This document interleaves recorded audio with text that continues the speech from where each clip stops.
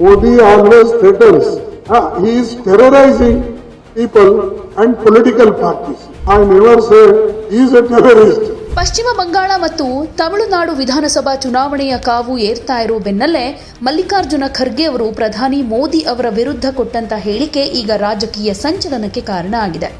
ಮೋದಿ ಅವರನ್ನ ಭಯೋತ್ಪಾದಕ ಅಂತ ಕರೆದ ಖರ್ಗೆ ನಂತರ ತಮ್ಮ ಹೇಳಿಕೆಗೆ ಸ್ಪಷ್ಟನೆಯನ್ನೂ ಕೊಟ್ಟಿದ್ದಾರೆ. ತಮಿಳುನಾಡಿನ ಎಲೆಕ್ಷನ್ಗೆ ಇನ್ನೊಂದಿನ ಬಾಕಿ ಇದೆ. ಮಾಧ್ಯಮಗಳನ್ನು ಉದ್ದೇಶಿ ಮಾತನಾಡಬೇಕಾದ್ರೆ ಎಐಎಡಿಎಂಕೆಯನ್ನ ತೀವ್ರವಾಗಿ ಟೀಕೆ ಮಾಡಿದ್ರು. ಹಾಗೆ ಎಐಎಡಿಎಂಕೆಗೆ ಹೇಗೆ ಮೋದಿಯವರ ಜೊತೆ ಕೈ ಜೋಡಿಸೋದಕ್ಕೆ ಸಾಧ್ಯ, ಅವರೊಬ್ಬ ಭಯೋತ್ಪಾದಕ, ಸಮಾನತೆಯಲ್ಲಿ ನಂಬಿಕೆ ಇಟ್ಟಿಲ್ಲ, ಪಕ್ಷಕ್ಕೆ ಸಮಾನತೆ ನ್ಯಾಯದಲ್ಲಿ ನಂಬಿಕೆ ಇಲ್ಲ, ಇಂಥವರ ಜೊತೆ ಕೈ ಜೋಡಿಸೋದು ಅಂದರೆ ಅದು ಪ್ರಜಾಪ್ರಭುತ್ವವನ್ನು ದುರ್ಬಲಗೊಳಿಸೋದು ಅಂತಾನೆ ಅರ್ಥ ಅಂತ ಹೇಳಿದರು.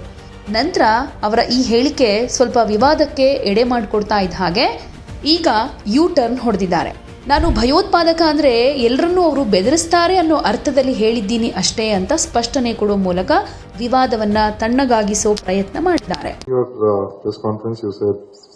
Modi as a terrorist, as why he's joined, AIDMK has joined hands with him. So can you please put a context in what context? No. I mean that terrorist means... It's important, sir. That's why I asked. I wanted the context. No. Exactly. Terrorist is... just I wanted to clarify that Modi always threatens and always is, I told certain sequence, ID, ED, income tax, CVC, these institutions are in his hand. Again, this delimitation also he wants to take in his hand.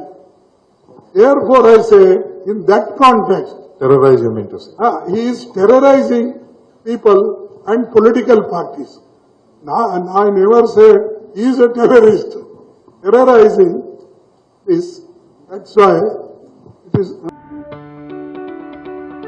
ಯಾವುದೇ ಸುದ್ದಿಯ update ಅನ್ನ miss ಮಾಡ್ಕೊಳ್ಬಾರ್ದು ಅಂದ್ರೆ ಈಗ್ಲೇ one ಇಂಡಿಯಾವನ್ನ subscribe ಮಾಡಿ.